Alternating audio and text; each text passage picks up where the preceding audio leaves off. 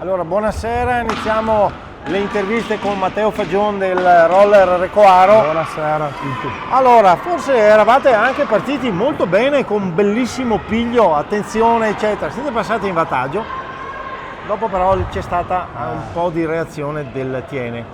Sì, Ho visto male o sei d'accordo? Sono d'accordo, siamo partiti bene, con grinta, con voglia, poi un po' siamo calati un po' di fiato, di gamba, loro corrono, hanno fatto molto movimento il molto Tiene, movimento, questo molta sì, corsa, hanno una anche squadra che punta in alto, giustamente.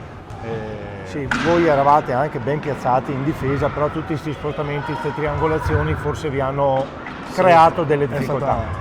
Hanno un'ottima squadra ed è molto difficile giocare, però dai, noi puntiamo alla salvezza. Allora, quindi... sì, ma dicono che fate solo 2 allenamenti a settimana, è vero? O... È vero. Proprio perché non c'è la pista o... No, siamo tutta gente che ha famiglia, che ha giocato una vita tanti in Serie A, Certo, con molti certo. impegni, Certo. tanti tutti lavorano e facciamo 2 allenamenti perché siamo partiti per divertirci e siamo arrivati in A2 l'anno scorso e si vede comunque in così. campo, perché Sì, anche sì. la rilassatezza Sì. e sempre il sorriso che avete quando vi proponete e arrivate anche nel campo, come magari il ceccato che potrebbe essere molto difficile, lo fate con una certa leggerezza, diciamo. Dai, dobbiamo divertirci, dobbiamo provare a vincere queste partite.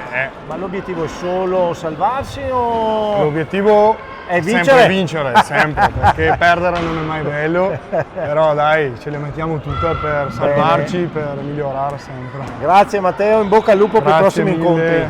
Ciao, Ciao, grazie. ciao.